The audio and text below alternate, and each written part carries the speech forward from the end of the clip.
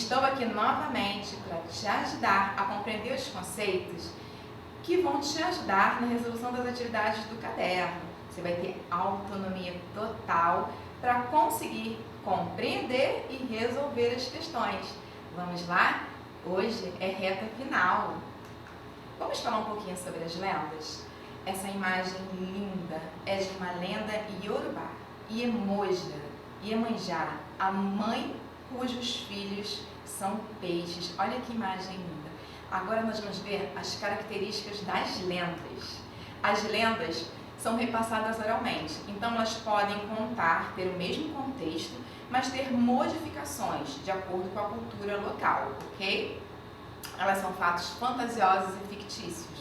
Elas não têm a intenção de representar fielmente um fato científico, mas elas podem tentar explicar esse fato a partir da fantasia, ok? Legal, né?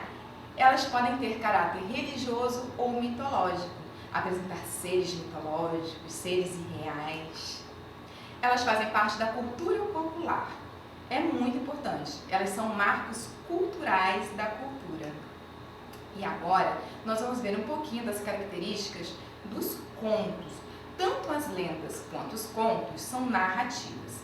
Nesse caso aqui, que é um conto cultural, ele tem poucos personagens. A narrativa ela é mais curta, ela não é aquela narrativa longa, como um conto de fadas. Ela tem espaço e tempo definidos, ou seja, os contos, assim como as fábulas, elas aconteceram, elas estão no tempo passado, ok? Porque elas trazem para nós não uma moral como as fábulas, mas algum tipo de informação ou ensinamento. E nesse caso, no caso do conto que está no seu caderno de atividades, ele é um conto popular africano. Lembra que nós falamos da diáspora africana? Nós falamos dos escravizados africanos que foram trazidos para o Brasil para exercer um trabalho tipo escravo, né? Sem remuneração.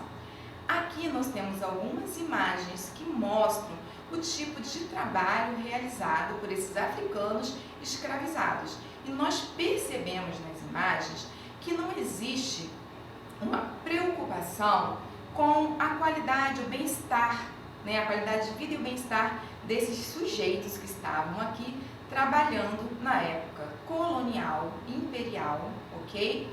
Para construir as riquezas do nosso país. Então, nós observando as imagens, nós vemos que os escravizados negros, eles eram colocados em situação de subalternidade, ou seja, tratados com inferioridade. E isso não é uma realidade. Nenhum ser é superior ou inferior ao outro por sua cultura, pela cor da sua pele, pela sua forma de falar ou de vestir. A África está em nós, ou seja, os escravizados africanos trouxeram, quando vieram para o nosso país, uma cultura riquíssima e ela faz parte da nossa cultura. Então, essas características, aspectos culturais, aspectos religiosos, musicais, artísticos, estão presentes na nossa cultura, na nossa alimentação, na nossa música, na nossa dança, nas artes, na religião e na nossa linguagem. E falando em religião, vamos falar um pouquinho sobre tolerância religiosa? Lembra que a prof falou que nós somos diferentes, temos características diferentes, e nós temos religiões diferentes. E o que é a religião? A religião é a religação do humano com o divino.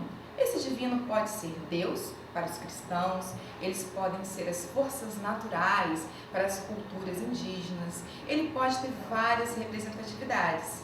Então, é importante que nós saibamos que a nossa religião é importante para nós, é perfeita para nós, mas que a religião do outro também é importante para ele e é perfeita para ele. Então, nós não podemos comparar o outro pela nossa régua. Então, nós somos diferentes, somos diversos, temos religiões diversas e nós temos que ter a tolerância, o respeito. Eu tenho que saber ouvir, eu tenho que me colocar, mas principalmente eu tenho que respeitar a opção dos outros. É muito importante que nós debatamos sobre esse tema, porque estamos vivenciando tempos de intolerância, onde as pessoas estão discutindo, brigando, até casos de violência, só porque um tem uma religião diferente da outra. Então, nós temos que nos respeitar, nós temos que respeitar ao outro. E agora vamos falar um pouquinho sobre a produção textual proposta na atividade 78.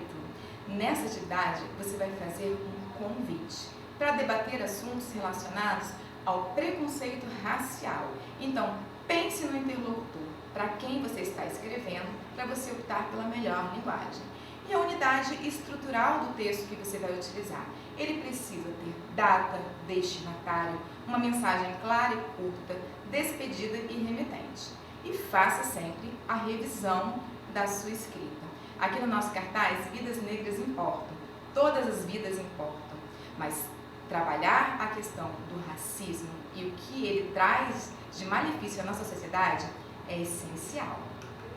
Nessa próxima atividade, nessa produção de texto, você fará um texto argumentativo. O que é isso, professora? Você vai fazer um texto onde você vai trazer argumentos, você vai defender um ponto de vista, ok? Então, olha só, você vai ter que pensar no interlocutor, para quem você escreve, na linguagem que você vai utilizar, na unidade estrutural, no caso que você precisa ter um título, você precisa organizar em parágrafos, ok? Na unidade temática, que é a questão da tolerância religiosa, e fazer a revisão da escrita. Aqui nós temos uma frase muito interessante, ó. A tolerância é a melhor das religiões, não é verdade? Tolerância é a base para o respeito a todos. Eu acredito que o seu texto vai ser maravilhoso. E surpresa para vocês! Nós estamos chegando ao final das nossas atividades, chegando ao final do ano. Foi um prazer estar com vocês nesse processo de aprendizagem. Mas agora é tempo de férias. Descanse muito, aproveite. O ano de 2022 será um ano de mudanças e de um novo ciclo para você. Então, aproveite tudo de bom nessas férias, recarregue as forças e te esperamos em 2022. Tchauzinho! Esqueci! Mensagem especial para vocês.